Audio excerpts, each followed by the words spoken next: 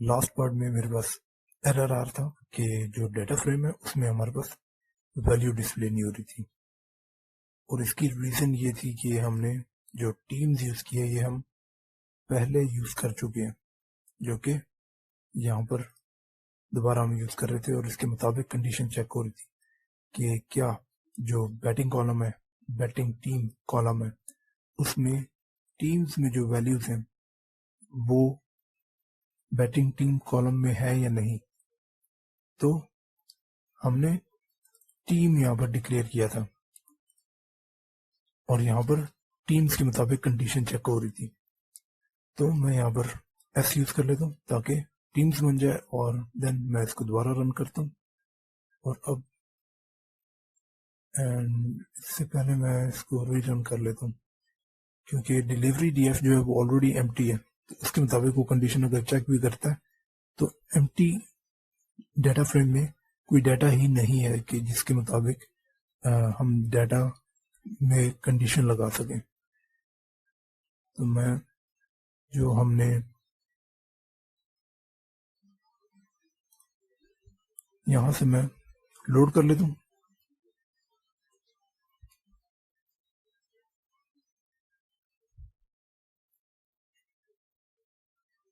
तो ये टीम्स हमने पहले यूज किया था,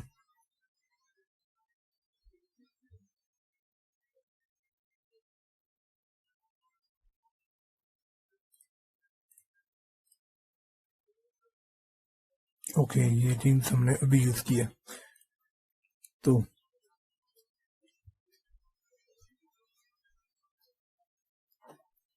अब मेरे पास डाटा जो है वो डाटा फ्रेम में मौजूद है, और जो टीम्स है टीम्स के मुताबिक हमारे पास डाटा जो है वो रिट्रीव होकर हमने दोबारा डिलीवरी डीएफ में सेव कर लिया। तो अब जितना भी डाटा है ये सब हमारे पास जो टॉप 10 टीम्स हैं उन्हीं का डाटा है सिर्फ।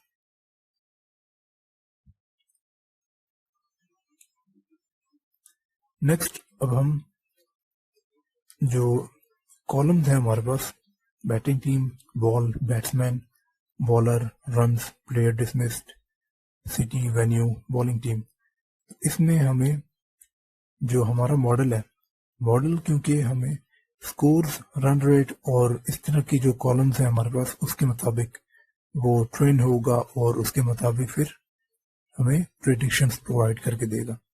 तो जो कॉलम्स हैं जैसे बैट्समैन और बॉलर, ये हमारे मॉडल के लिए उतना ज़्यादा फायदेमंद नहीं होगा, उतना बेनिफिशियल नहीं है, प्रॉफिटेबल नहीं है कि वो सीख सके बेहतर प्रेडिक्शंस के लिए।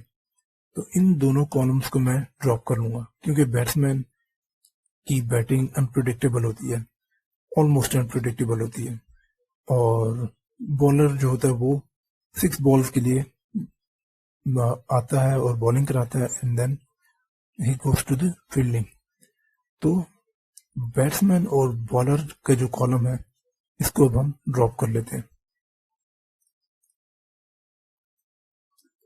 मैं एक वेरिएबल बनाता हूँ आउटपुट, और डिलीवरी डीएफ, और यहाँ पर मैं कॉलम्स के नाम लिख लेता हूँ जो कि मुझे जिनका डाटा जो है वो मैं आउटपुट में स्टोर करना चाहता हूँ।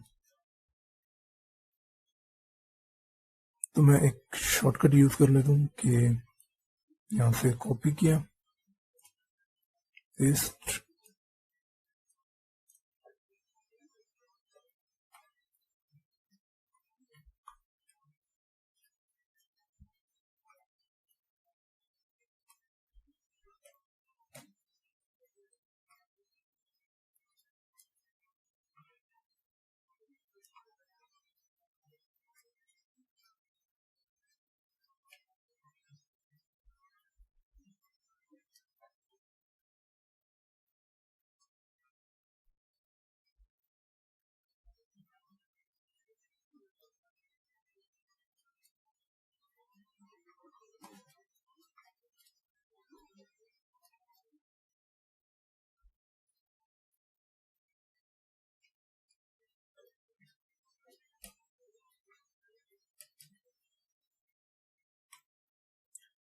जो कॉलम्स मैंने ड्रॉप करने थे मैं उसको ड्रॉप कर लेता हूँ।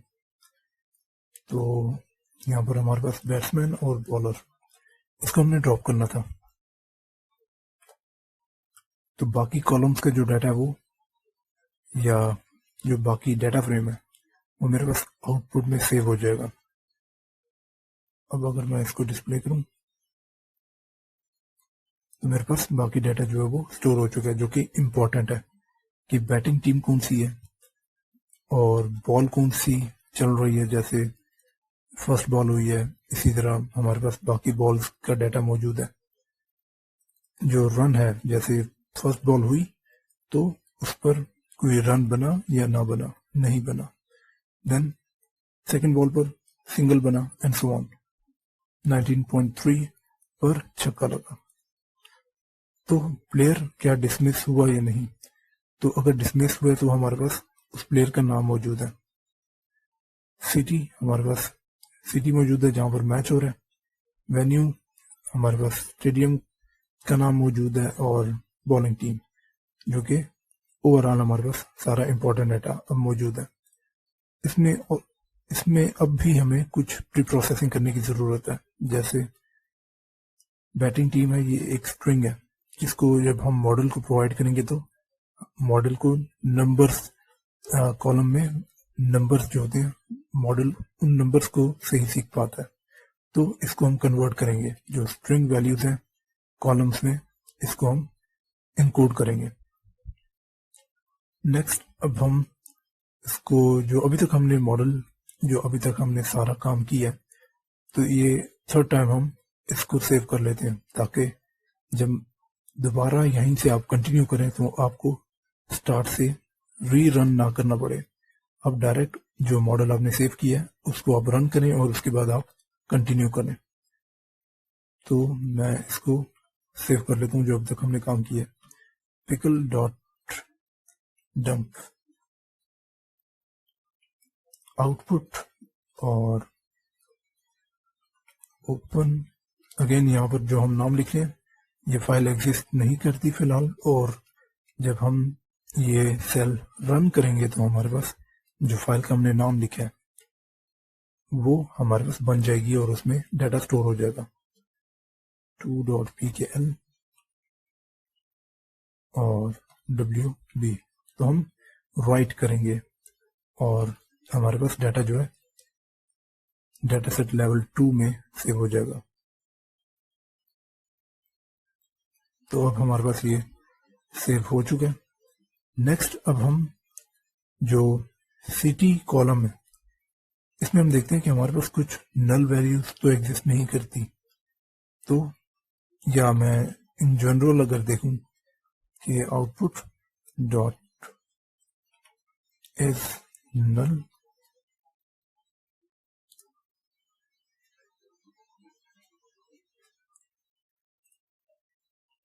नॉट वैल्यू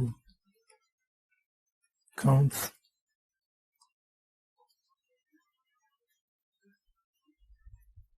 ओके, ये थोड़ा डिफरेंट है। तो हम पहले देख लेते हैं सिटी का कि आउटपुट सिटी नॉट इज नल,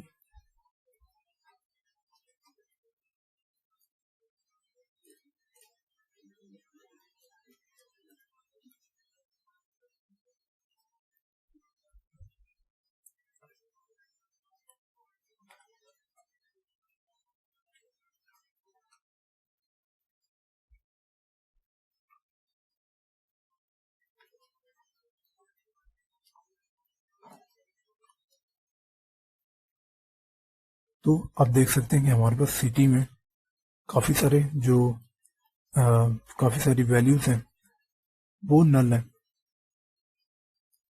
हमारे पास 5224 रोज हैं जिसमें सिटी कॉलम की जो वैल्यूज हैं वो नल है। तो हम एक टेक्निक यूज कर सकते हैं हम, क्योंकि वेन्यू का नाम जो है जैसे सिडनी, तो आप देख सकते हैं स्टार्टिंग में हमारे पास जो वेन्यू का नाम है या स्टेडियम का नाम है वो कंट्री या सिटी के नेम के मुताबिक है, जैसे सिडनी क्रिकेट ग्राउंड और बाकी। तो अब हम जो टेक्निक यूज करेंगे, टेक्निक या लॉजिक सिंपल ये है कि जो वेन्यू हमारे पास गिवन है, हम वहां से जो फर्स्ट वर्ड है उसको हम रिट्रीव करेंगे या उसको हम यूज करेंगे और स्टोर कर लेंगे यहाँ पर सिटी में। तो उसके लिए मैं कर लेता हूँ, मैं इसको कॉपी करता हूँ और मैं यहाँ पर सबसे पहले अगर चेक करूं वेन्यू डॉट वैल्यू काउंट्स, तो आप देख सकते हैं जो हमने यहाँ पर कंडीशन यूज की कि हमें वो डाटा चाहिए जहां पर सिटी कॉलम में जो वैल्यूज हैं वो नल हो, और उस डाटा में से हमने जो वेन्यू कॉलम है उसके मुताबिक हमने वैल्यू को काउंट किया और हमें रिजल्ट डिस्प्ले हो चुका है। तो जितनी नल वैल्यूज हैं हमारे पास डाटा फ्रेम में, तो वेन्यू को हमने काउंट किया। तो दुबई इंटरनेशनल क्रिकेट स्टेडियम जो है ये 1484 टाइम्स रोज में आया है, जहां पर हमारे पास सिटी कॉलम में वैल्यू नल थी। सिमिलरली हमारे पास पाले केले इंटरनेशनल क्रिकेट स्टेडियम सेकंड पे एंड सो ऑन। तो आप देख सकते हैं हमारे पास जो फर्स्ट वर्ड है ये कंट्री या सिटी के मुताबिक है, Dubai, Sydney, Sharjah, Harare and so on. तो अब हम इससे जो हमारे पास वेन्यू है इसमें से फर्स्ट वर्ड जो है इसको एक्सट्रैक्ट कर लेंगे या रिट्रीव कर लेंगे या कॉपी कर लेंगे। तो मैं एक वेरिएबल बनाता हूँ x इज इक्वल टू, इससे पहले मैं इंपोर्ट कर लेता हूँ numpy, क्योंकि मैंने जो स्टार्टिंग से हमने इम्प्लीमेंटेशन की थी मैंने वहां से स्टार्ट नहीं किया, तो इसलिए मैं दोबारा numpy को इंपोर्ट कर रहा हूँ एज np डॉट वेयर, और वेयर में हम सबसे पहले कंडीशन रखते हैं कि जैसे, तो यहां पर आ जाएगी कंडीशन अगर ट्रू होगी तो यहां जो वैल्यू पड़ी होगी वो स्टोर हो जाएगी, एल्स जो लास्ट में वैल्यू पड़ी होगी वो स्टोर हो जाएगी। तो इसको भी मैं कंडीशन के साथ समझाता हूँ। तो मैं यहां पर आउटपुट सिटी और dot is null,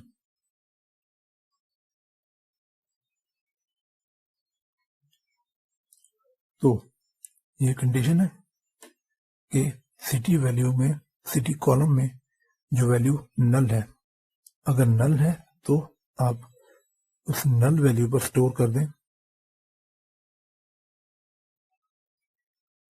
output venue dot str dot split,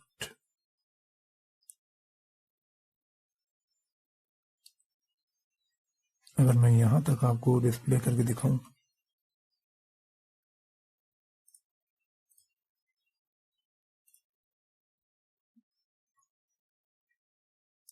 तो हमारे पास स्प्लिटिंग हो चुकी है।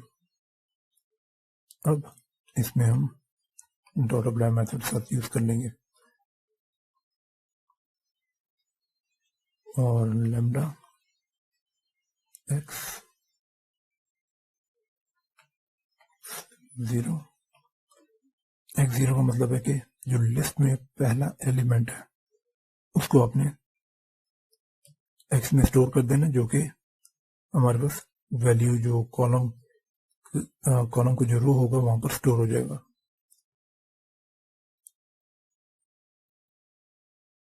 अगर नल नहीं है तो आउटपुट सिटी, तो अगर नल नहीं है तो जो रो में वैल्यू ऑलरेडी पड़ी हुई है, जैसे सिटी का नाम है, सिटी कॉलम में जो सिटी का नाम ऑलरेडी अगर मौजूद है तो वही वैल्यू रहेगी।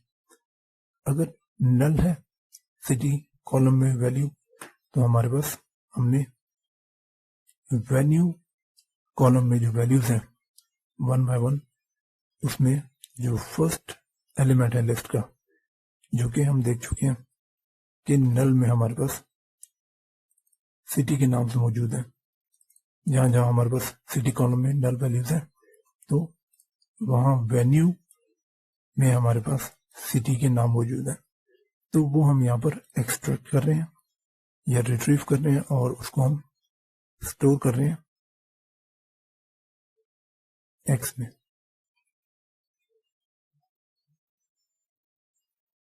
सो अब मैं इसको रन करता हूँ। अनएक्सपेक्टेड EOF,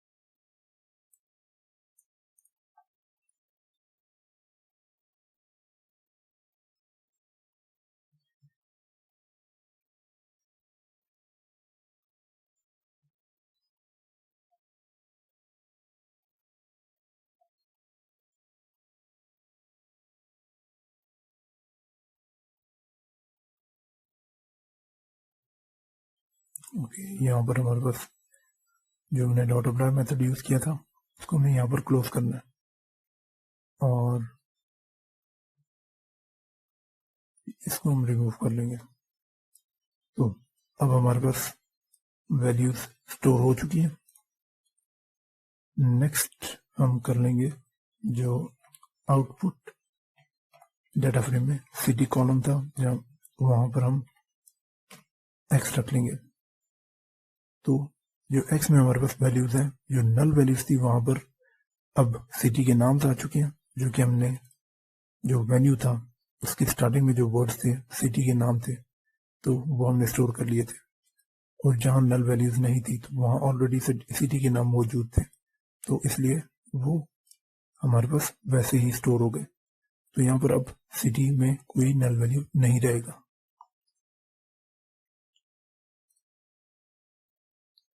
नेक्स्ट अब हम अगर चेक करें आउटपुट, अब हम ओवरऑल टोटल नल वैल्यूज देखते हैं। डॉट इज नल डॉट सम, तो अब हमारे पास कोई नल वैल्यू एग्जिस्ट नहीं करती। नेक्स्ट, तो अब हम जो हमारे पास वेन्यू कॉलम था उसको अब हम ड्रॉप कर लेंगे। हमारे पास सिटी कॉलम है जिसमें हमने वैल्यू स्टोर की हुई है कि किस सिटी में मैच हो रहा है, तो वही हमारे लिए काफी है। जब नॉर्मली हम डिस्कशन कर रहे होते हैं तो हम वेन्यू से ज्यादा सिटी नेम को ज्यादा यूज करते हैं कि किस सिटी में मैच हो रहा है, लाहौर में, मुंबई में, शारजा में, सिडनी में एंड सो ऑन। तो वेन्यू कॉलम जो है उसको अब हम ड्रॉप कर लेंगे। तो उसके लिए मैं यूज करूंगा output dot drop columns is equal to venue in place is equal to true।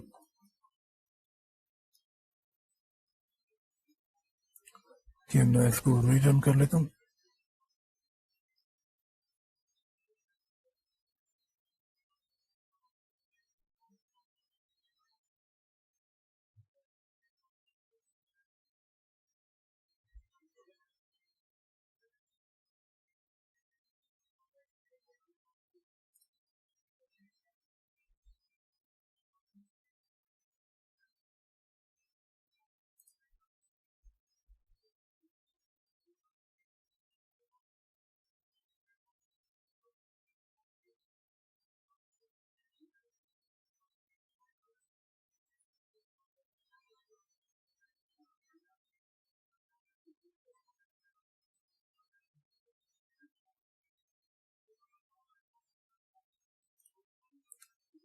तो अब हम आउटपुट अगर डिस्प्ले करके देखें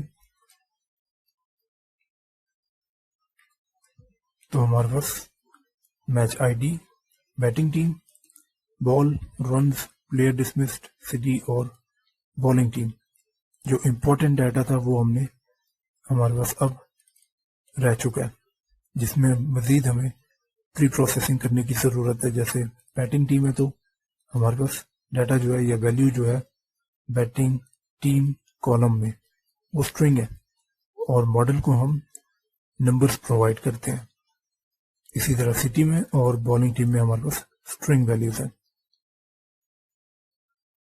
नेक्स्ट अब हम जो हमारे पास रन्स हैं, जैसे अगर मैं इसको वैल्यू को चेंज करूं 10 में, तो बॉल के मुताबिक रन्स का कॉलम है कि फर्स्ट बॉल पे कोई स्कोर नहीं बना, सेकंड कॉलम में सेकंड बॉल में सिंगल बना, फिफ्थ बॉल पर सिंगल एंड लास्ट बॉल में पहले ओवर की लास्ट बॉल पर चौका लगा है। तो इन स्कोर्स को हमने कैलकुलेट करना है कि जैसे 1, उसके बाद जब अगेन सिंगल हुआ तो हमारे पास स्कोर्स 2 हो चुके हैं और चौका लगा तो स्कोर्स हमारे पास 6 हो चुके हैं एंड सो ऑन। तो उसके लिए मैं यूज करूंगा, मैं एक वेरिएबल बनाता हूं, total DF is equal to output dot group by match ID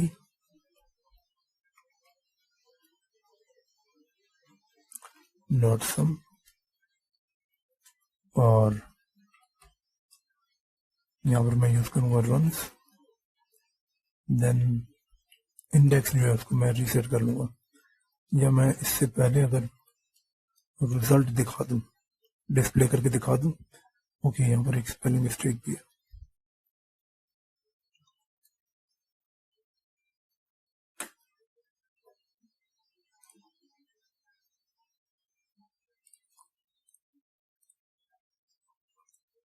तो हमारे पास डाटा जो है वो कुछ ही हुआ है और इसकी जो इंडेक्सिंग है वो हम रीसेट कर लेंगे, डॉट रीसेट इंडेक्स।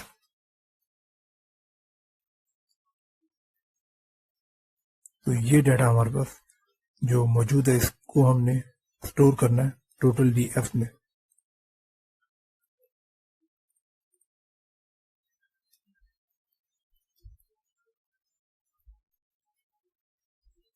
और इसको फिर अब हम मर्ज कर लेते हैं आउटपुट में।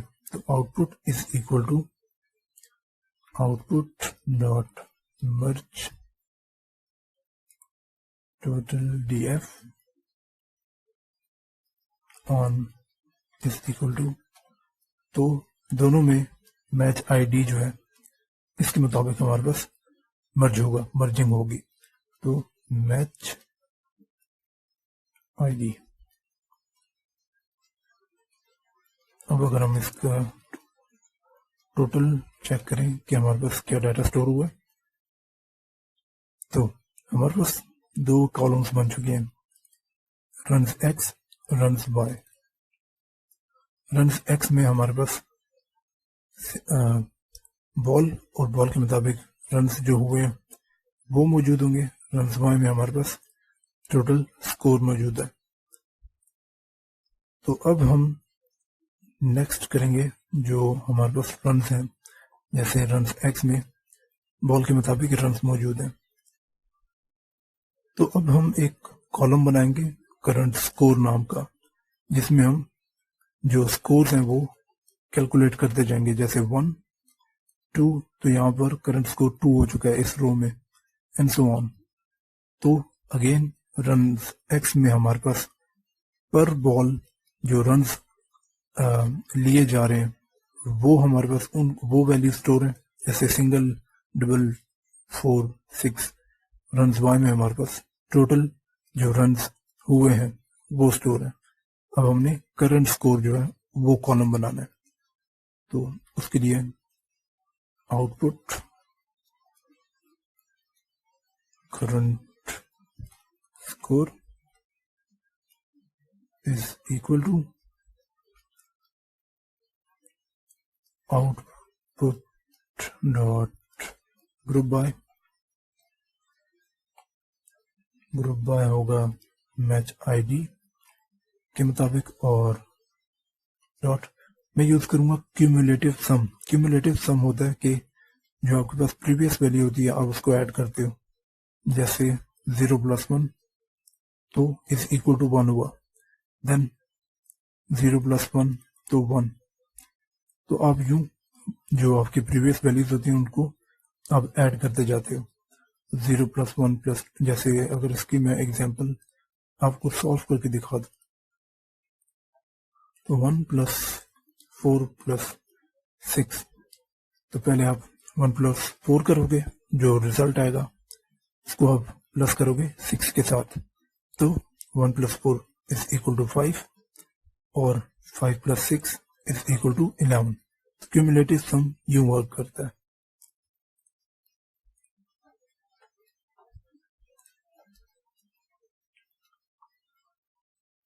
क्यूमुलेटिव सम, और यहाँ पर हम करेंगे रन्स एक्स के मुताबिक हमारे पास क्यूमुलेटिव सम होगा।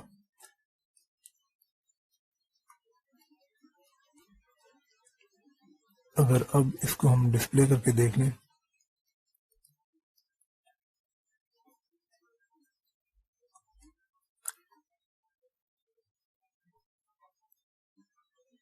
तो करंट कॉलम में हमारे पास वैल्यू स्टोर हो चुकी है 0 1 1।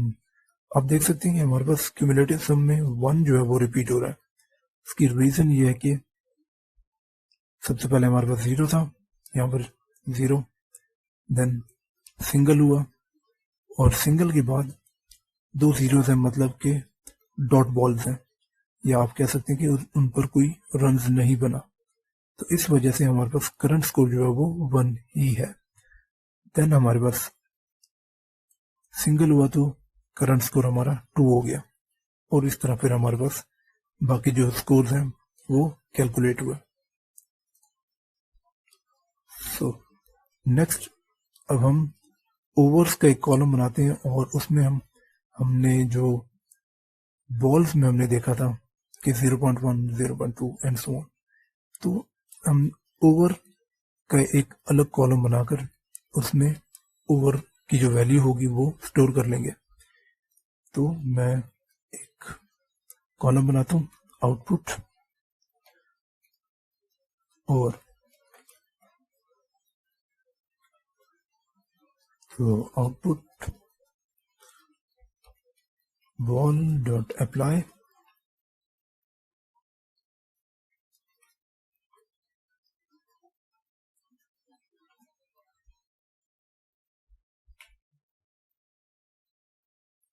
CRX split. स्प्लिटिंग हम करेंगे डॉट के मुताबिक, क्योंकि हमारे पास बॉल में आप देख सकते हैं हमारे पास डॉट है, तो डॉट की वजह से हमारे पास 2 एलिमेंट्स में जो बॉल कॉलम की वैल्यूज है वो स्प्लिट हो जाएंगी। ओवर्स एक एलिमेंट में स्टोर होगा या एक एलिमेंट बन जाएगा, और जो बॉल है वो लिस्ट का सेकंड एलिमेंट बन जाएगा, और उसके बाद फिर हम यहां पर 0, तो जो पहला एलिमेंट होगा वो ओवर होगा, तो ओवर की जो वैल्यू है वो रिटर्न होकर हमारे पास ओवर कॉलम में स्टोर होती जाएगी 1 by 1। अब अगर इसको हम डिस्प्ले करके चेक करें तो मेरे पास वैल्यूज जो है वो स्टोर हो चुकी है। नेक्स्ट सिमिलरली मैं करूंगा फॉर बॉल नंबर कॉलम, मैं एक बॉल नंबर नाम का एक कॉलम बनाऊंगा, तो उसके लिए आउटपुट बॉल नंबर, और यहां पर मैं बॉल स्टोर कर लूंगा कि कौन सी बॉल हो रही है, जैसे फर्स्ट बॉल हुई है, सेकंड, थर्ड, तो अप टू 6 नॉर्मल बॉल्स होती हैं अगर कोई बॉलर एक्स्ट्रा नहीं करा देता। तो सेकंड एलिमेंट जो था वो हमारे पास बॉल नंबर था। और इसको भी अगर हम डिस्प्ले करके चेक करें तो हमारे पास बॉल नंबर है 1 से लेकर 5 एंड सो ऑन एंड 6। तो नेक्स्ट अब हम कर लेते हैं कि जो हमारे पास टोटल बॉल्स हो चुकी है मैच में वो अब हम सेव कर लेंगे। जैसे टोटल 11 ओवर्स हो चुके हैं, तो 11 ओवर्स का मतलब है कि 66 बॉल्स हो चुकी है। तो मैं एक कॉलम अगेन बनाता हूँ जिसमें मैं स्टोर करूंगा टोटल बॉल्स। तो balls bowled is equal to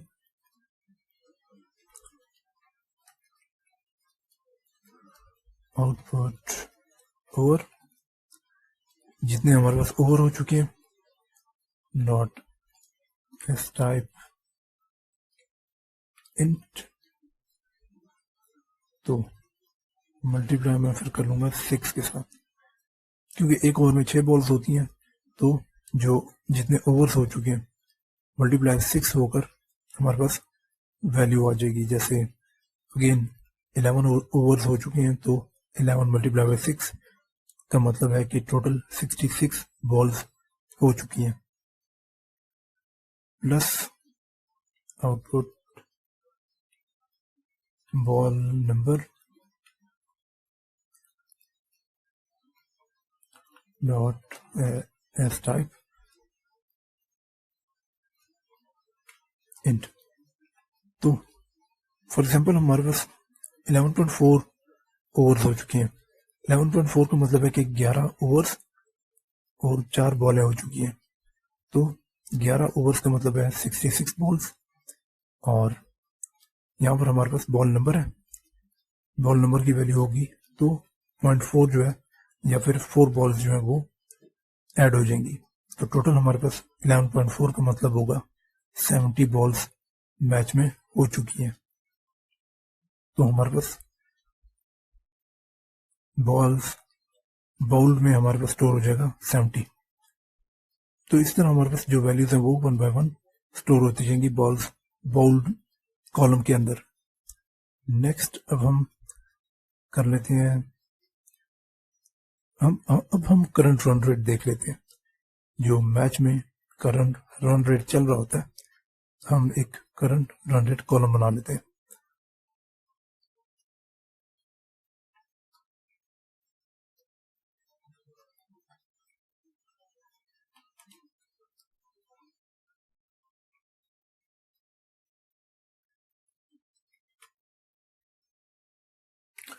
So current score multiplied by 6 divided by output balls bowled।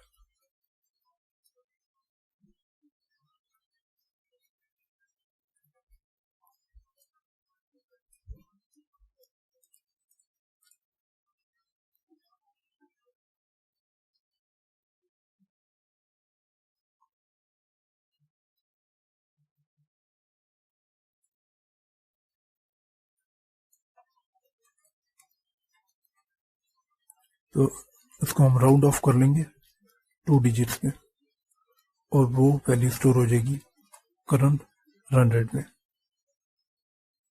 तो अब हम देखते हैं हमारे पास करंट रन रेट में क्या स्टोर है। तो आप देख सकते हैं कि स्टार्टिंग में हमारे पास 0 है, और उसके बाद फिर करंट रन रेट जो है वो वेरी कर रही है।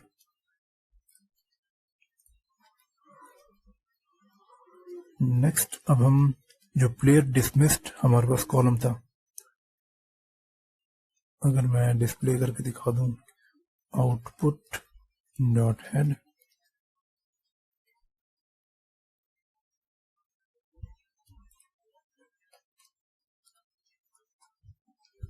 प्लेयर डिसमिस्ड में हमारे पास वैल्यू जो है वो स्ट्रिंग में है कि कोई डिसमिस नहीं हुआ तो वैल्यू 0 है, अगर डिसमिस हुआ तो उस प्लेयर का नाम हमें यहाँ पर इस कॉलम में गिवन है। तो उसको अब हम चेंज कर लेंगे 1 और 0 में। जो प्लेयर का नाम है, प्लेयर के नाम की जगह हम 1 स्टोर कर लेंगे। तो इसके लिए हम कर लेते हैं output player dismissed is equal to output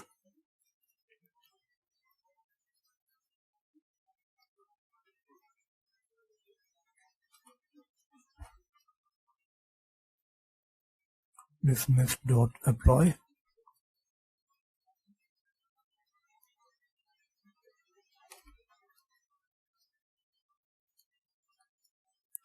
lambda x 0 if x is equal to 0 else 1। तो x में हमारे पास 0 स्टोर हो जाएगा अगर x में ऑलरेडी 0 पड़ा हुआ है, मतलब कि प्लेयर डिसमिस में वैल्यू अगर 0 पड़ी हुई है तो 0 ही रहेगी। अगर कोई प्लेयर का नाम आता है तो एल्स कंडीशन जो है वो चलेगी और उस नाम की जगह हमारे पास रिप्लेस होकर आ जाएगा 1। नेक्स्ट इसमें से मैं कर लेता हूं जो टाइप है इंट रख लेता हूं is equal to dot type int, और उसके बाद फिर जो प्लेयर डिसमिस हुए हैं उनके लिए भी हम कम क्यूमुलेटिव सम यूज कर लेते हैं ताकि जो डिसमिस हुए हैं तो वो 1 2 3 4 हमारे पास वैल्यू स्टोर हो जाए प्लेयर डिसमिस्ड कॉलम में। Is equal to output dot group by match ID dot cumulative sum, और यहाँ पर हम विद रिस्पेक्ट टू हम करेंगे क्यूमुलेटिव सम जो है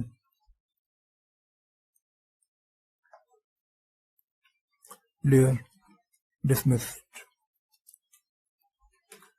तो यहाँ पर हमने 0 और 1 में कन्वर्ट किया और जो वैल्यूज अब हमारे पास नंबर्स में है तो नंबर्स प्लस होते जाएंगे। जैसे हमने लास्ट टाइम देखा कि 1 प्लस 1 इज इक्वल टू 2, तो हमारे पास वैल्यूज इस तरह जो नेक्स्ट कॉलम्स होंगे, जो नेक्स्ट रोज होंगे, वहां पर वैल्यूज जो है वो सेव होती जाएंगी सम के बाद। जैसे 2 प्लेयर्स डिसमिस होते हैं यहाँ पर 1 और यहाँ पर 1, तो 1 यहाँ पर फिर 2 सेव हो जाएगा।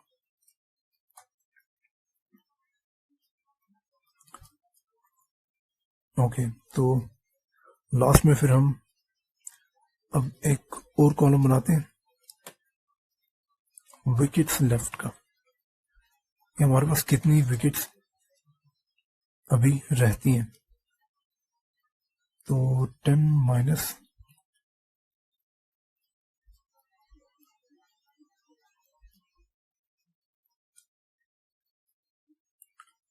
तो जो अभी हमने क्यूमुलेटिव सम किया है तो वो माइनस होगी, जो रिमेनिंग विकेट्स होंगी वो यहाँ पर स्टोर हो जाएंगी। जैसे for example player dismissed column में मेरे पास 6 वैल्यू है, इसका मतलब है कि 6 प्लेयर्स जो है वो आउट हो चुके हैं।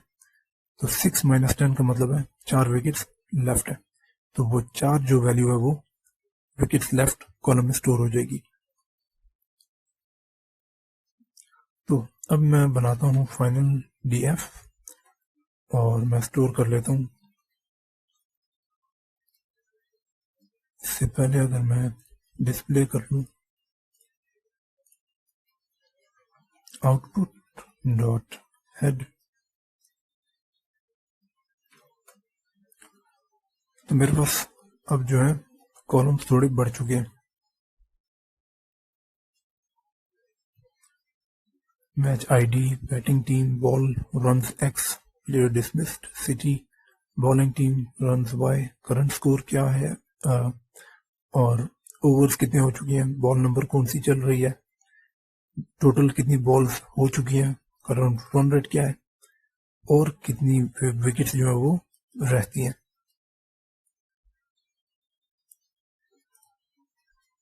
तो अब इनमें से हम कॉलम्स चूज कर लेते हैं कुछ। Match ID,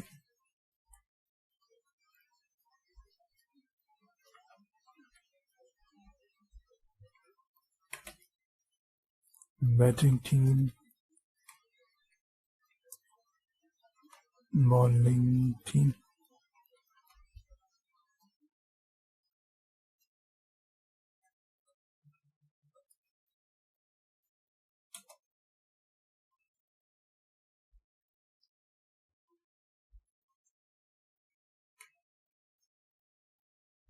runs X,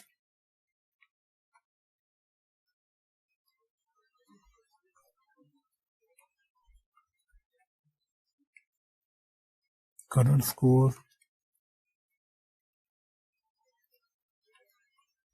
balls bowled,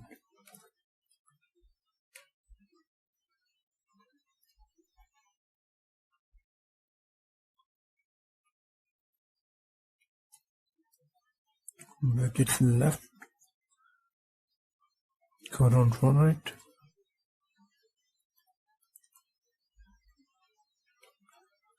city, और लास्ट में हम कर लेंगे रन्स बाय।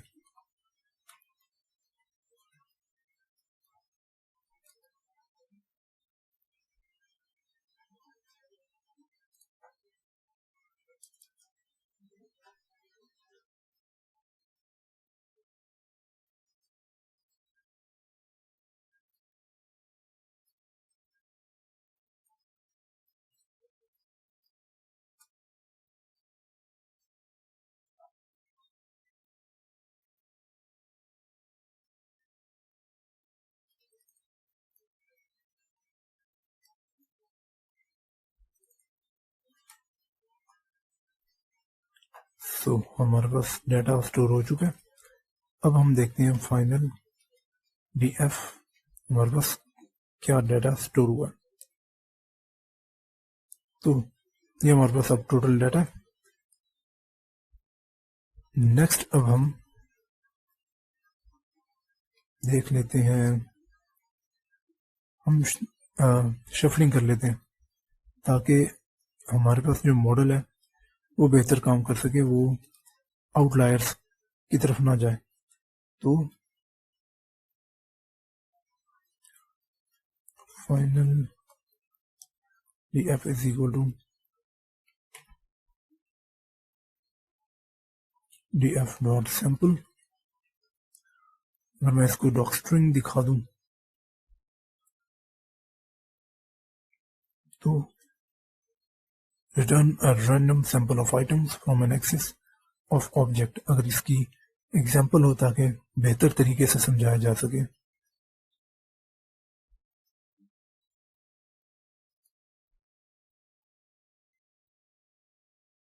ये आपके पास एग्जाम्पल अवेलेबल है, जो कि आप देख सकते हैं कि एक डाटा फ्रेम बनाई गई है और उसके बाद फिर extract dot sample method call की है, उसके पैरामीटर सेट किए हैं और random 50% sample of the data frame with replacement. तो ओवरऑल डॉट सैंपल हम यूज करते हैं for to return a random sample of items from an axis of object। यहाँ पर मैं पास करूंगा अपना जो फाइनल df मैंने बनाया उसका शेप 0। शेप 0 में हम देखते हैं हमारे पास क्या वैल्यू स्टोर है।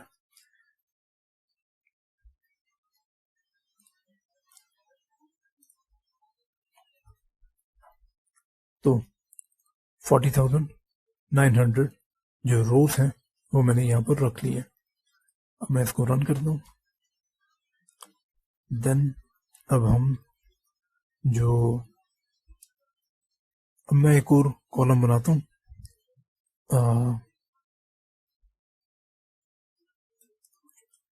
तो अब मैं एक और कॉलम बनाता हूँ बॉल्स लेफ्ट का, कि हमारे पास टोटल कितनी बॉल्स जो है वो रहती हैं। जैसे हम देखते हैं कि 120 बॉल्स हैं T20 में, तो 15 ओवर्स हो चुके हैं, तो 30 बॉल्स लेफ्ट हैं हमारे पास। तो अब हम बॉल्स लेफ्ट का कॉलम बनाएंगे। Final DF balls left is equal to 120 minus final DF balls bout. Spelling mistake नहीं है, सही। तो 120 हमारे पास टोटल T20 में बॉल्स होती हैं, उसमें से जितनी बॉल्स हो चुकी हैं वो माइनस हो जाएगा और रिजल्ट जो है वो बॉल्स लेफ्ट कॉलम में स्टोर हो जाएगा। अब अगर इसको मैं डिस्प्ले करूं,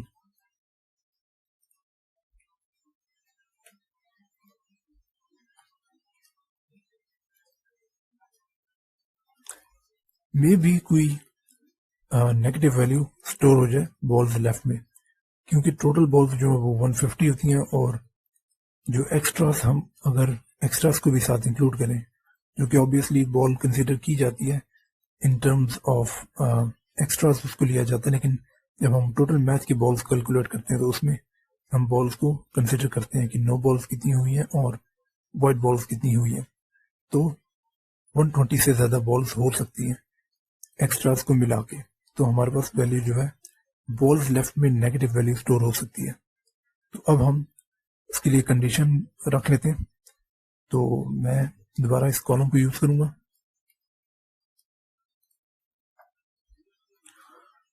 equal to final DF balls left dot apply lambda x 0 के।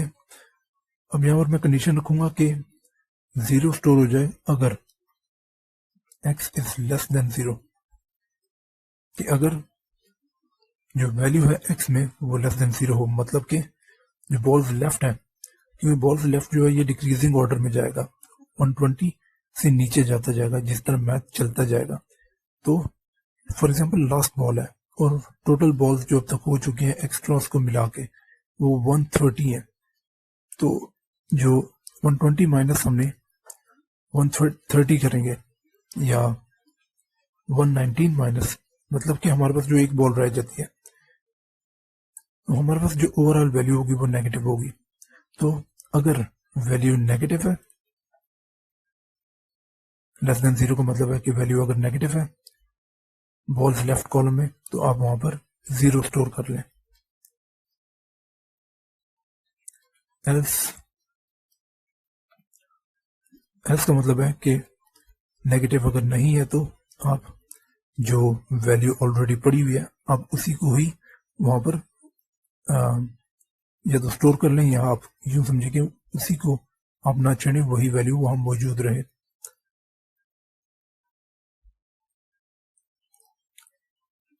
अब हम देख लेते हैं कुछ जो करंट रन रेट हमने बनाया था वो हो चुका है। अब हम फाइनल अगर DF चेक करें डॉट हेड, तो अब हमारे पास डाटा कुछ ही हो। विकेट्स लेफ्ट में हमारे पास नेगेटिव वैल्यूज है,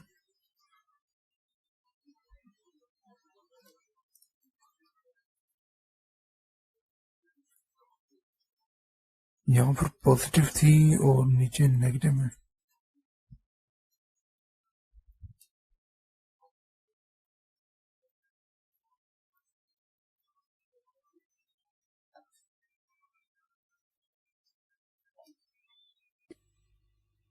तो हमारे पास जो ये नेगेटिव वैल्यूज आ रही हैं कॉलम में विकेट्स लेफ्ट में, ये एक माइनर मिस्टेक की वजह से आ रही है, और वो माइनर मिस्टेक ये है जो हम कंडीशन चेक कर रहे हैं कि क्या जो x या फिर जो कॉलम है हमारे पास प्लेयर डिसमिस्ड, उसकी जो वैल्यूज़ हैं वो इक्वल हों ज़ीरो के। अगर ज़ीरो के इक्वल है तो हमारे पास ज़ीरो ही स्टोर हो जाए।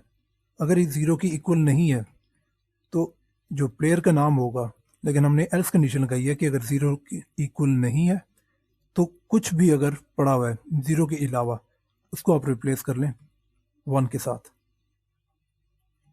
तो ज़ीरो जो है ये स्ट्रिंग थी जिसकी वजह से मेरे पास वैल्यूज़ जो हैं वो नेगेटिव आ रही हैं। अब जब मैं री रन करूँगा तो अब आप देखेंगे कि हमारे पास जो वैल्यूज़ थी नेगेटिव विकेट्स लेफ्ट कॉलम में वो अब नॉर्मल हो जाएंगी।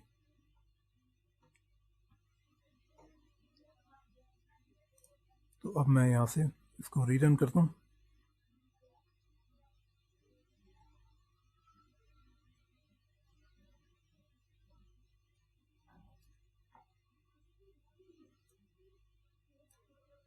तो अब आप देख सकते हैं कि हमारे पास विकेट्स लेफ्ट में जो वैल्यूज़ हैं वो पॉजिटिव हो चुकी हैं, नॉर्मल हो चुकी हैं।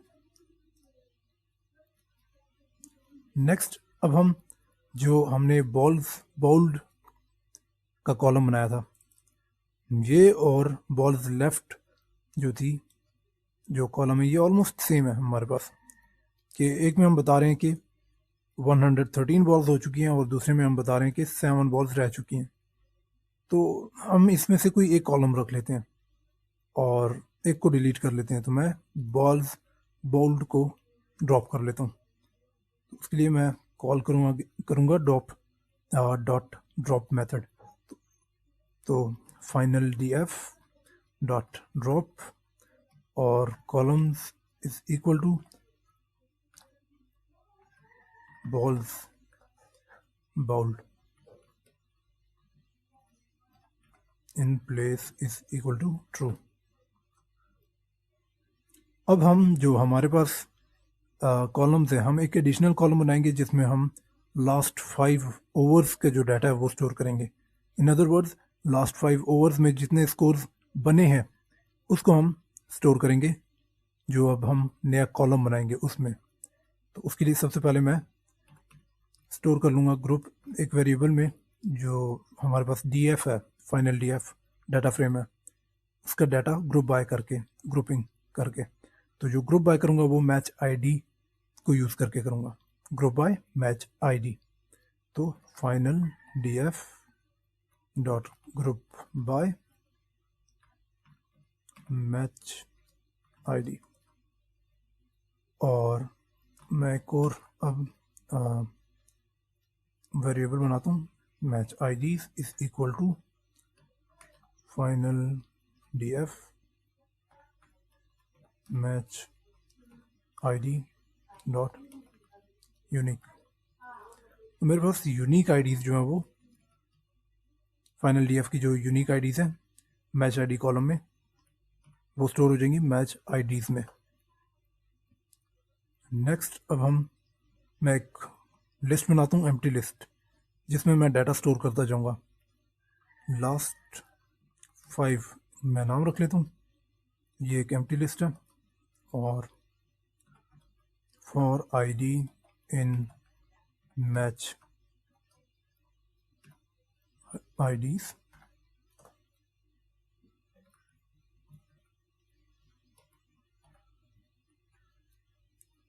उसके बाद last 5 dot extend group dot get group. हमारे पास जो डाटा फ्रेम बनेगा, गेट ग्रुप जो है ये कंस्ट्रक्ट करता है डाटा फ्रेम को। अगर इसको मैं इसकी डॉक स्ट्रिंग आपको दिखा दूं तो construct data frame from group with provided name. तो हमने आईडी के मुताबिक डाटा फ्रेम क्रिएट करना है। उसके बाद डॉट रोलिंग और विंडो में रख लूँगा 30, क्योंकि एक ओवर में 6 बॉल्स होती हैं और 5 ओवर्स में 30 बॉल्स बनती हैं। तो मैं यहाँ पर विंडो रख रहा हूँ 30। तो जो जो हमारे पास रोज हैं वो बॉल बाय बॉल का डाटा हमारे पास टोटल डाटा प्रोवाइड किया गया। हर एक रो में हर एक बॉल का डाटा होता है। तो विंडो इसलिए मैंने 30 रखा है क्योंकि मुझे लास्ट 5 रोज का डाटा चाहिए। और डॉट सम, और यहाँ पर मैं रख लूँगा runs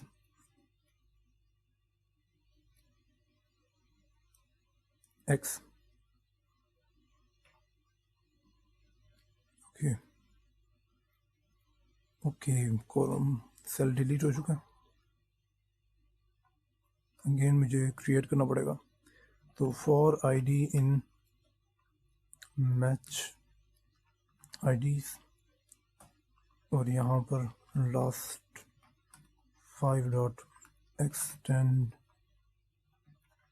groups dot get group, और यहाँ पर हम यूज़ करेंगे आईडी, जो कि हमारे पास 1 बाय 1 यहाँ पर आईडी स्टोर होगी, जो कि हम यहाँ पर यूज़ करते जाएंगे डाटा फ्रेम के लिए। और डॉट रोलिंग, और विंडो का साइज में रखूँगा विंडो इज इक्वल टू 30। तो हमारे पास लास्ट 5 जो ओवर्स हैं उनका हमारे पास डाटा आता जाएगा। डॉट सम, और स्कोर सम ने करने हैं। runs x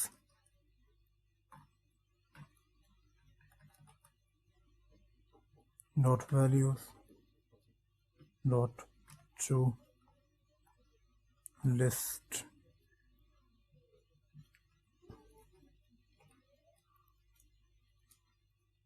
तो रन्स एक्स में आप देख सकते हैं हमारे पास हर बॉल का डाटा है। तो हम लास्ट 5 का हमारे पास डाटा जो है वो इस लिस्ट में स्टोर हो जाएगा। अब इसको मैं रन करता हूँ और अब इसको हम डिस्प्ले करते हैं। तो आप देख सकते हैं कि हमारे पास शुरू में जो है 30 रोज जो है वो नल है, और इसकी रीज़न ये है कि जो स्टार्टिंग 30 बॉल्स होती हैं तो उनका जो पुराना डाटा है वो एग्जिस्ट ही नहीं करता। जब एक मैच स्टार्ट होता है तो उसकी जो फॉर एग्जांपल पहला ओवर है या दूसरा ओवर है, तो हम लास्ट 5 ओवर का उनमें कैलकुलेट नहीं कर सकते क्योंकि वो अभी मैच स्टार्ट हुआ है। तो इसलिए हमारे पास जो स्टार्टिंग 30 हमारे पास वैल्यूज़ हैं ये नल है। उसके बाद आप देख सकते हैं कि हमारे पास बाकी वैल्यूज़ जो है वो गिवन है हमें।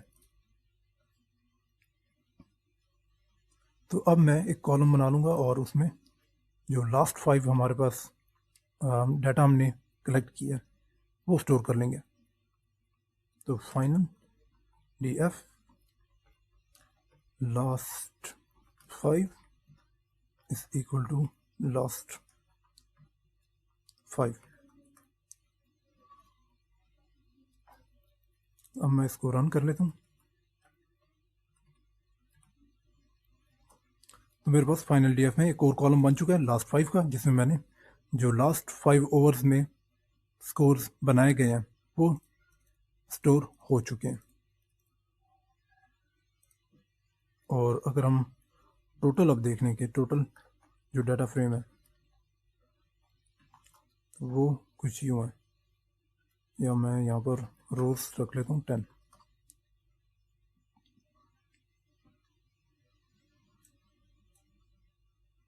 तो आप देख सकते हैं मैंने 10 कॉल किया, तो जो 10 रोज हैं उसमें नल वैल्यूज़ हैं क्योंकि जो 10 बॉल्स हो चुकी हैं। तो हम लास्ट 5 का कैलकुलेट नहीं कर सकते कि लास्ट 30 बॉल्स में क्या हुआ है, क्योंकि मैच अभी स्टार्ट हुआ है, स्टार्टिंग 10 बॉल्स हुई हैं इसलिए।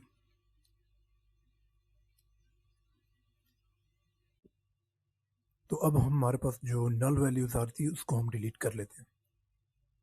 डिलीट करने से पहले मैं एक मिस्टेक को हाईलाइट कर लेता हूँ। यहाँ पर मैंने ग्रुप यूज़ किया और इधर मैंने ग्रुप्स यूज़ किया, तो यहाँ पर ग्रुप्स आता था।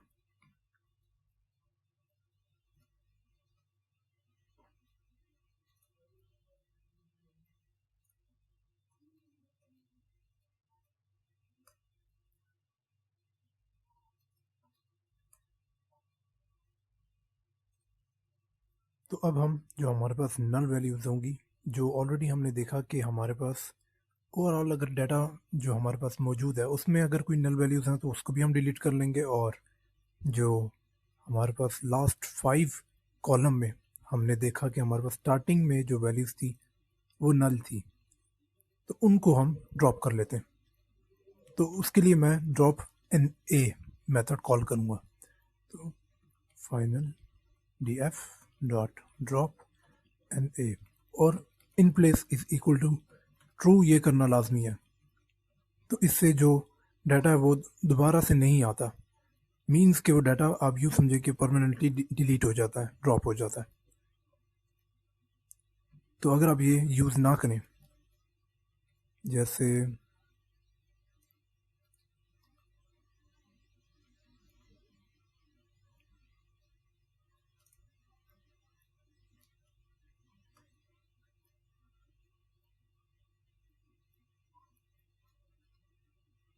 ओके ये और एरर्स देने लग गया, तो आप इसको ट्राई कर सकते हैं कि आप इसको फॉल्स करें और उसके बाद फिर आप चेक करें कि जब आगे नेक्स्ट सेल में आप दोबारा नल वैल्यूज़ चेक करते हैं तो क्या आपके पास नल वैल्यूज़ वो शो करता है या नहीं। तो आप देखेंगे कि जब आप इसको फॉल्स करेंगे तो जो डाटा फ्रेम है उसमें नल वैल्यूज़ आप दोबारा देखेंगे। तो in place is equal to true जब आप करेंगे तो जो डाटा फ्रेम है उससे नल वैल्यूज़ परमानेंटली डिलीट हो जाती हैं, या वो रोज़ जो है वो परमानेंटली डिलीट हो जाती हैं। तो अब मेरे पास जो रिज़ल्ट है वो है डॉट हेड, मैं अब कॉल करता हूँ।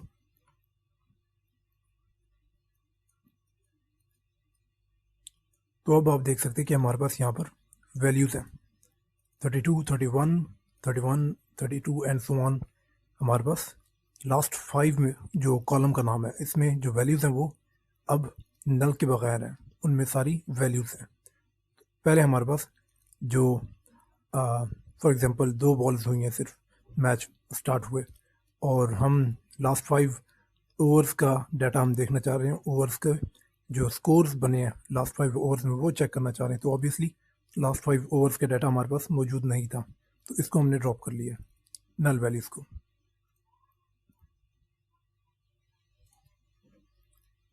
नेक्स्ट अब हम देखते हैं कि हमारे पास जो सिटीज़ हैं, टोटल सिटीज़ हमारे पास कितने हैं, तो इसको अब हम चेक कर लेते हैं।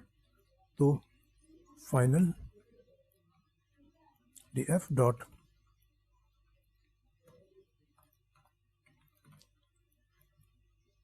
City dot value counts. Value counts जो है ये हमें सीरीज़ रिटर्न करके देता है।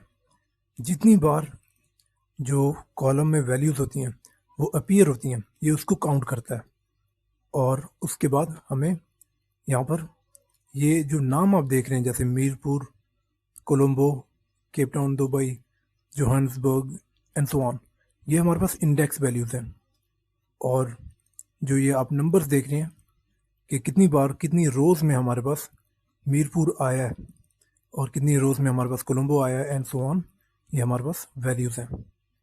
तो इन शॉर्ट हमारे पास ये टोटल सीरीज़ है।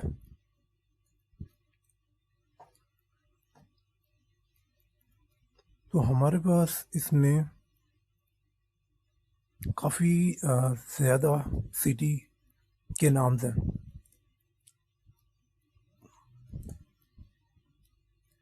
अब मैं एक वेरिएबल बनाता हूँ एलिजिबल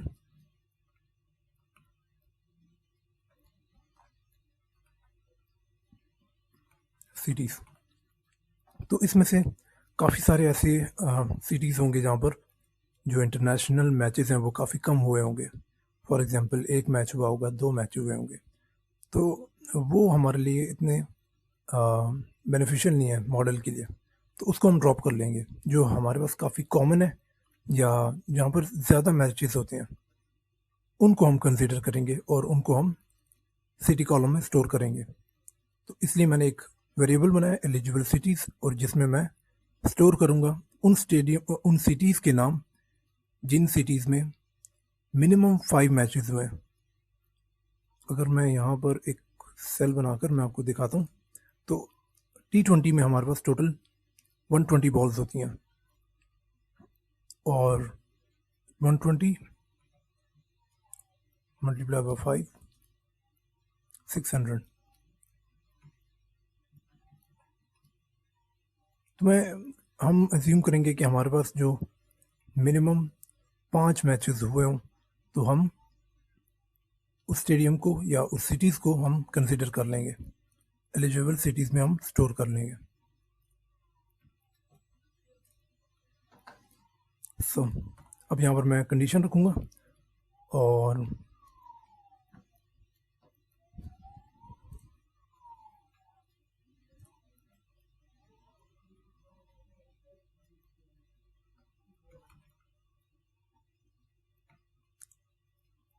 अगेन मैं इसको city dot value counts greater than 600। तो 600 बॉल्स जहाँ पर हुई हैं जिन सिटीज़ में इंटरनेशनल, वो हमारे पास रिटर्न हो जाएगी या वो डाटा हमें रिटर्न हो जाएगा। तो नेक्स्ट मैं कर लेता हूँ। तो हम ऑलरेडी देख चुके हैं कि जो सिटी का नाम है ये हमारे पास इंडेक्सेस हैं।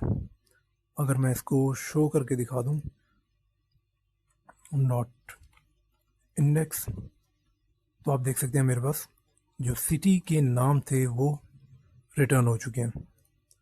और अगर मैं इसको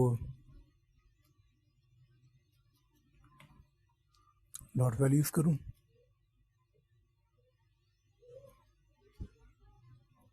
तो मेरे पास हर सिटी के साथ जो वैल्यू थी या जितनी बार वो रोज में अपीयर हुआ है, वो सारी वैल्यूज जो हैं वो रिटर्न हो चुकी हैं।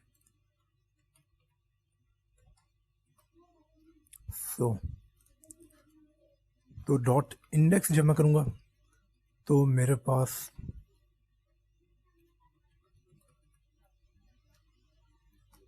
रिटर्न हो जाएगा कुछ यूं डाटा जो कि यूनिक हमारे पास सिटीज़ हैं और कंडीशन के मुताबिक हमें जो जहाँ पर सबसे ज़्यादा मैचेस हुए हैं या जहाँ पर काफ़ी ज़्यादा मैचेस होते हैं या मिनिमम जो कंडीशन हमने रखी है कि 600 बॉल्स से ज़्यादा बॉल्स हुई हों, इंटरनेशनल जो बॉलिंग होती है वो हुई हों, तो हमारे पास वो डाटा जो है वो आ चुका है। या आप यूँ समझे कि 5 मैचेस मिनिमम यहाँ पर हुए हैं, तो वो सारे जो सिटीज़ हैं वो हमें रिटर्न हो चुकी हैं। तो इनको मैं कन्वर्ट कर लूँगा लिस्ट में, टू लिस्ट। तो मेरे पास लिस्ट में सारे जो सिटीज़ हैं कंडीशन को जो फुलफ़िल कर रहे हैं वो स्टोर हो चुके हैं एलिजिबल सिटीज़ लिस्ट में। नेक्स्ट अब हम कुछ कॉलम्स जो हैं, कुछ कॉलम से पहले मैं ज़रा एक फाइनल डीएफ और वो डाटा स्टोर कर लूँगा या वो डाटा जो है उसको जो जो जिन रोज में मेरे पास ये वैल्यूज़ आई हैं वो वाला जो डाटा है वो मेरे पास यहाँ पर स्टोर हो जाएगा। जो टोटल रिजल्टेंट डाटा फ्रेम अब हमारे पास रिटर्न होगा उसमें जो सिटी कॉलम है, सिटी कॉलम में ये सारी वैल्यूज़ होंगी। जो बाकी हमारे पास सिटीज़ थे जिसमें आप देख सकते हैं यहाँ डॉट डॉट डॉट लगा हुआ है, इसका मतलब काफ़ी ज़्यादा और सिटीज़ भी हैं एंड आई थिंक ये भी रिमूव हुआ है, तो ये मिनिमम लेस देन 600 है। तो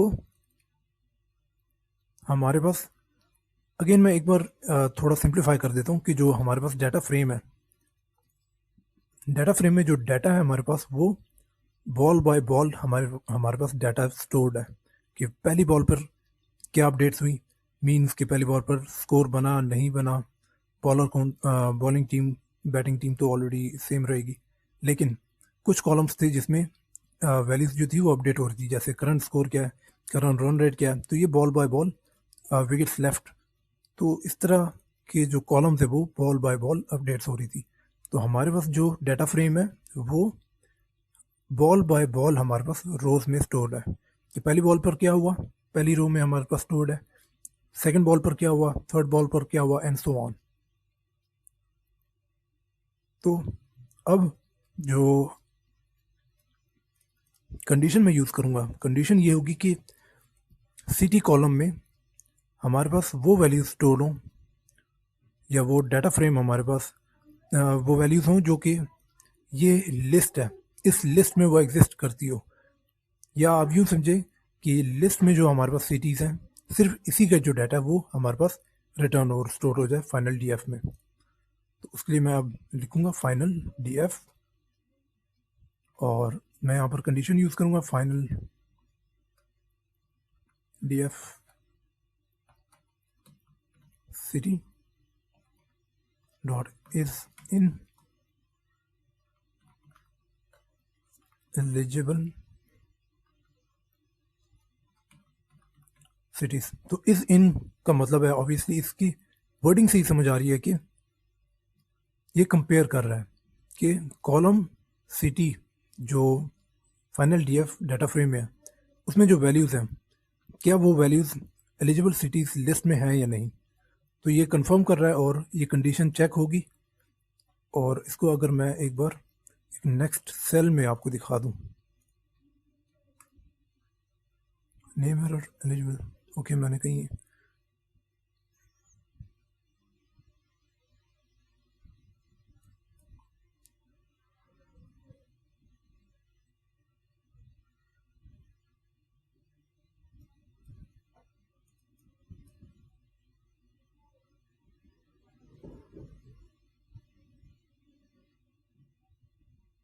आई थिंक हाँ मैंने यहाँ पर स्टोर नहीं किया, ये मैंने यहाँ से कट कर लिया था लेकिन स्टोर नहीं किया। तो मैं यहाँ पर लिख लेता हूँ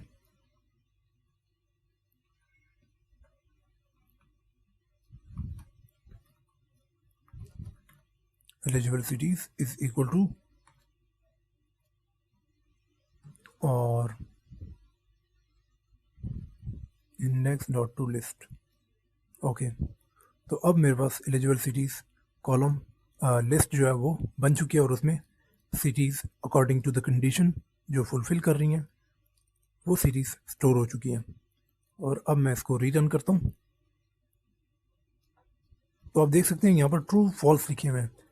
तो हम यहाँ पर कंडीशन रख रहे हैं कि हमें वो रोज रिटर्न हो जिन पर कंडीशन फुलफ़िल हो रही हो या फिर जो रिज़ल्ट हो वो ट्रू हो। तो जब रिज़ल्ट ट्रू है जहाँ पर कि सिटी में जो वैल्यूज़ हैं वो एलिजिबल सिटीज़ लिस्ट के अंदर भी वो ऑलरेडी वो भी मौजूद है, तो हमारे पास वो डाटा जो है वो रिटर्न हो जाएगा। तो इन शॉर्ट जो फाइनल डीएफ बना है, अब इसको अब हम देखते हैं कि यहाँ पर हमारे पास क्या आता है। फाइनल डीएफ डॉट हेड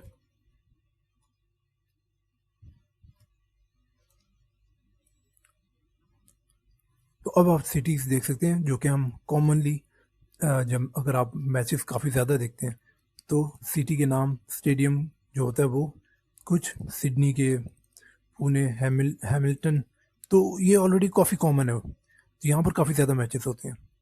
तो अब हमारे पास जो सिटी कॉलम है वो हमने क्लीन कर लिया है कंडीशन रख कर कि हमारे पास मिनिमम 5 मैचेस हुए हैं वहाँ पर।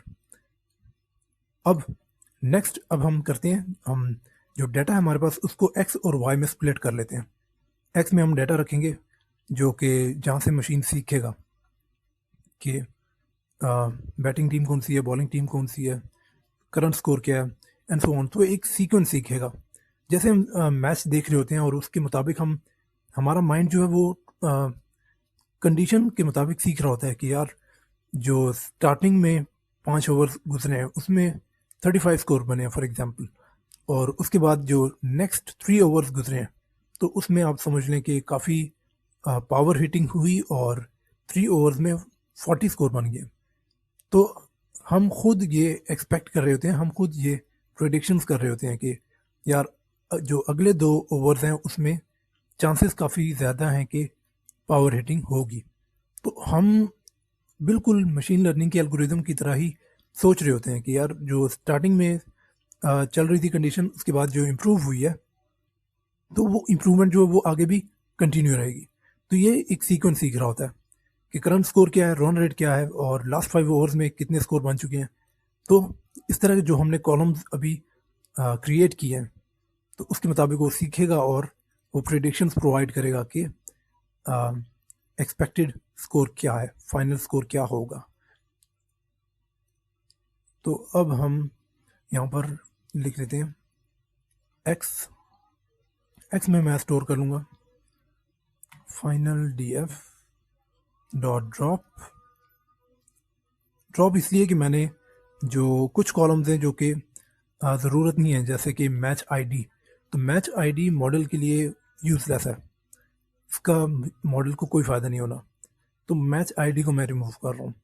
और एक कॉलम है रन्स एक्स के बॉल बाय बॉल जो है हमने यहाँ पर लिखा हुआ सिंगल हो रहा है, फिर कोई डॉट बॉल अगेन सिंगल हो रहा है, तो इसको हम इस कॉलम को भी हटा लेते हैं। जो प्रेडिक्शन है वो हमने फाइनल रिजल्ट के मुताबिक करनी है, तो फाइनल रिजल्ट के लिए हमें कुछ कॉलम्स की ज़रूरत पड़ेगी, जैसे बैटिंग टीम क्या है, बॉलिंग टीम क्या है, क्योंकि बैटिंग टीम काफ़ी फॉर एग्जांपल ऑस्ट्रेलिया है, तो ऑस्ट्रेलिया एक स्ट्रॉन्ग टीम है, जो डाटा हमारे पास मौजूद है ऑब्वियसली जो ऑस्ट्रेलिया टीम का डाटा होगा ये स्ट्रॉन्ग होगा, तो ये काफ़ी बैटिंग टीम जो है ये काफ़ी स्ट्रॉन्ग कॉलम आप कह सकते हैं मॉडल के लिए।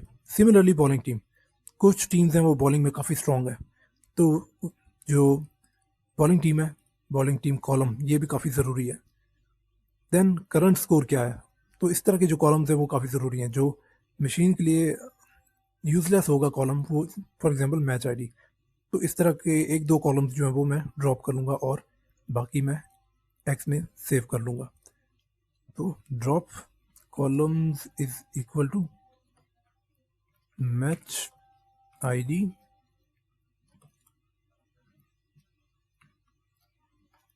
रन्स एक्स और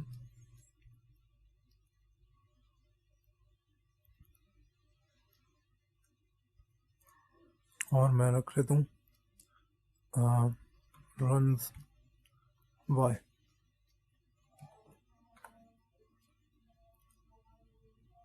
रन्स वाई इसलिए कि ये मशीन प्रेडिक्ट करेगा, तो ये हम वाई में स्टोर करेंगे।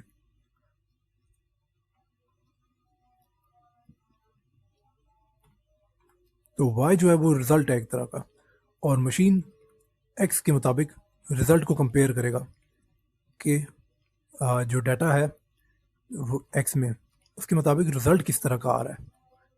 फॉर एग्जांपल ऑस्ट्रेलिया खेल रही है, तो बैटिंग जो एंडिंग रिज़ल्ट है या जो 20 ओवर्स के बाद स्कोर है वो ऑस्ट्रेलिया टीम के मुताबिक एंडिंग स्कोर क्या रहा, सीक्वेंस के मुताबिक कि करंट स्कोर कितना था, विकेट्स कितनी थी, तो एंड पे स्कोर कितना बना एंड सो ऑन। इस तरह हम नॉर्मली मैच के स्टैटिस्टिक्स के मुताबिक एक्सपेक्टेशंस रखते हैं, तो इसी तरह मशीन भी कुछ ट्रेनिंग करेगा कि एक्स के मुताबिक वाई को वो चेक करेगा और बाद में हमें एक्सपेक्टेशंस अपनी जो है वो प्रोवाइड करेगा। तो फाइनल df और यहाँ पर हम रख लेंगे रन्स वाई में हमारे पास टोटल स्कोर जो था वो स्टोर था, जैसे हर मैच का स्कोर 191, 157 एंड सो ऑन। और अब मैं इंपोर्ट कर लेता हूँ from sklearn dot model selection import train test split. Train test split हम यूज़ करते हैं स्प्लिटिंग के लिए कि एक्स का जो डाटा है और वाई में जो डाटा है, एक्स और वाई में जो डाटा मौजूद है ये स्प्लिट हो जाएगा ट्रेनिंग डाटा और टेस्टिंग डाटा में। ट्रेनिंग जो होगा उससे मॉडल सीखेगा और टेस्टिंग जो होगा वो मॉडल को हम प्रोवाइड नहीं करेंगे, मॉडल को उस डाटा का पता भी नहीं होगा, तो मॉडल के लिए एक तरह का ये अनसीन डाटा होगा जिस पे वो प्रेडिक्शंस करेगा। जो ट्रेनिंग डाटा है उससे उसने सीखा, वो उसने देख लिया, जो टेस्टिंग डाटा है वो उसने नहीं देखा हुआ और उस पर वो अपनी एनालिसिस देगा या अपनी प्रेडिक्शंस प्रोवाइड करेगा। तो अब मैं यहाँ पर वेरिएबल्स बनाता हूँ X train X test Y small train Y test. और मैं यूज़ कर लूँगा ट्रेन टेस्ट स्प्लिट को।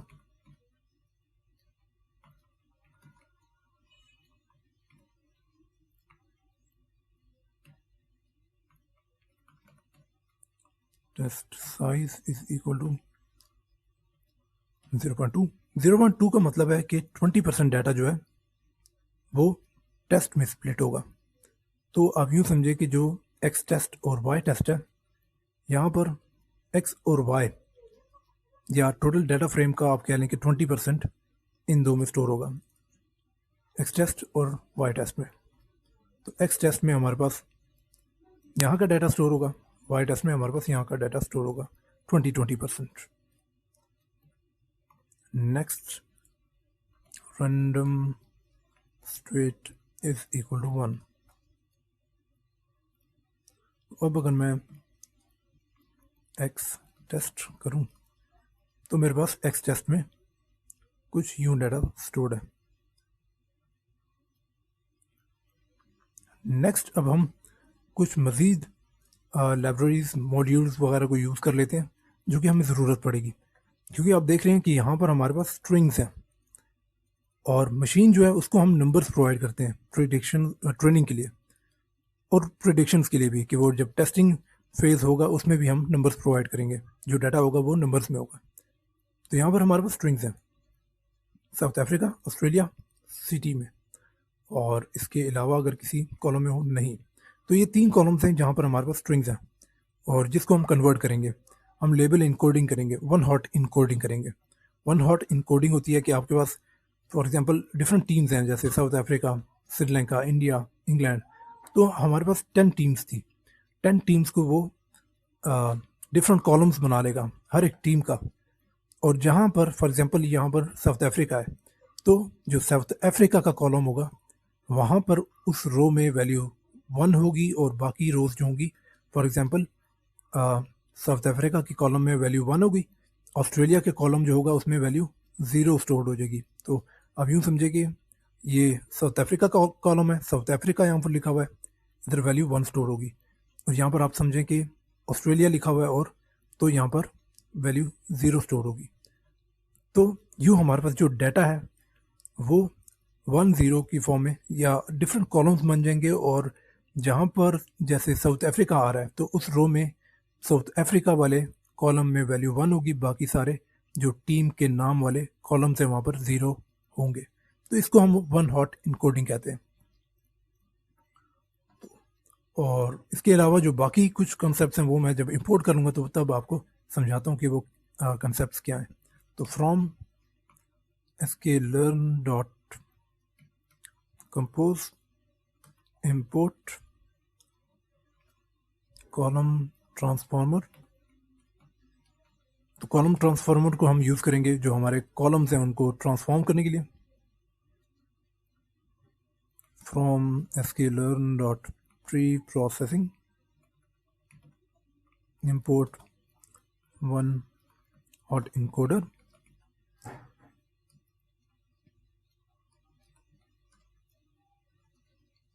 वन हॉट इनकोडर हम यूज़ करेंगे जो हमने डिफरेंट कॉलम्स बन जाएंगे या इनकोडिंग के लिए जो स्ट्रिंग्स हैं ये हम इनकोड कर लेंगे। डिफरेंट कॉलम्स में हमारे पास डिफरेंट कॉलम्स बन जाएंगे और 1-0 में हमारे पास वैल्यूज स्टोर हो जाएंगी। नेक्स्ट, अब हम इंपोर्ट कर लेते हैं from sklearn.pipeline import pipeline।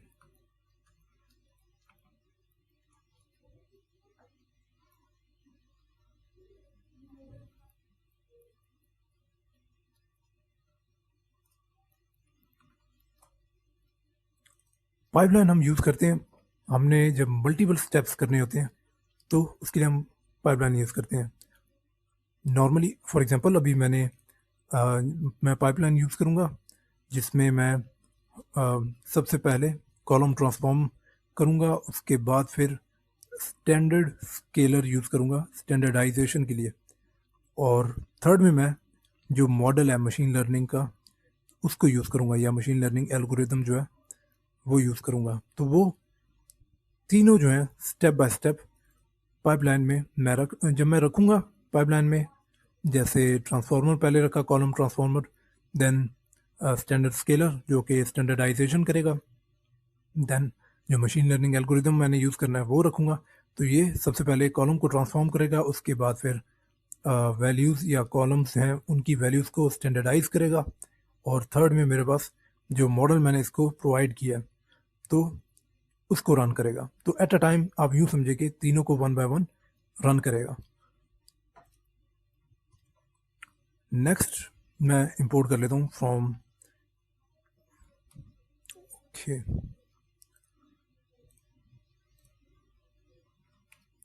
sklearn dot reprocessing import standard scalar। तो स्टैंडर्ड स्केलर हम यूज़ करते हैं for standardization, standardize features by removing the mean and scaling to unit variance. इस पे जो फार्मूला यूज़ होता है वो मैं आपको दिखा देता हूँ। तो ये फार्मूला यूज़ होता है, तो z जो है ये रिज़ल्ट है, स्टैंडर्ड स्कोर है, और हमारे पास x जो डाटा है उसमें से मीन माइनस हो रहा है, और s आई थिंक अगर यहाँ पर s लिखा हो, s स्टैंडर्ड डेविएशन है, u जो है ये मीन है, और x जो है ये कॉलम में जो हमारे पास वैल्यूज़ हैं।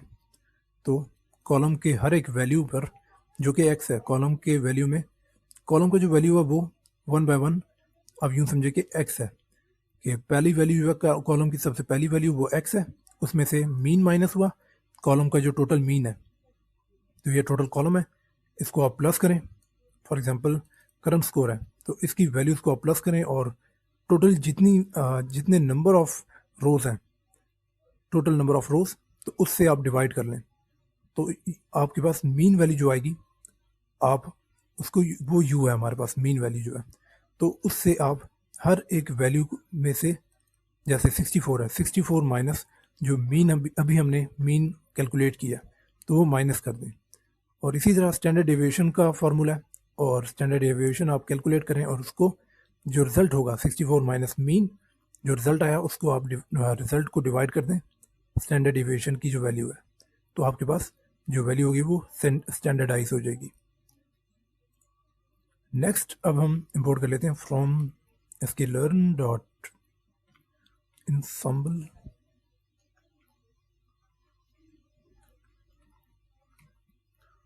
import random forest regressor। और ये एक मशीन लर्निंग एल्गोरिदम है, रिग्रेशन एल्गोरिदम, और हम क्लासिफिकेशन के लिए रैंडम फॉरेस्ट क्लासिफायर यूज़ करते हैं।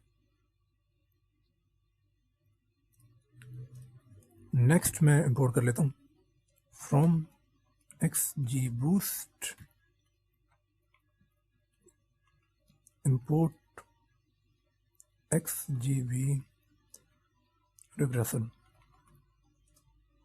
अगेन XGB हम यूज़ करेंगे जो हमारे पास डाटा है उस पर प्रेडिक्शंस के लिए आफ्टर ट्रेनिंग। नेक्स्ट मैं इंपोर्ट कर लेता हूँ from sklearn dot matrices import R2 score और मीन एब्सोल्यूट एरर। तो हम कुछ यूँ टेक्निक्स यूज़ करते हैं अपने मॉडल की परफॉर्मेंस के लिए, कि हमारे मॉडल ने कितना बेहतर परफॉर्म किया और जो एरर है वो कितना आया। तो जो हमारे पास एक्स टेस्ट में जो वैल्यूज़ हैं और जो प्रेडिक्शंस हमें मशीन प्रोवाइड करेगा, तो उस पर हम ये दो यूज़ करेंगे। और मीन एब्सोल्यूट जो है ये हम चेक करेंगे कि हमारे पास जो एवरेज एरर है वो कितना आया, कि कितना फ़र्क है ओरिजिनल रिज़ल्ट में और मशीन ने जो प्रिडिक्ट किया तो उसमें।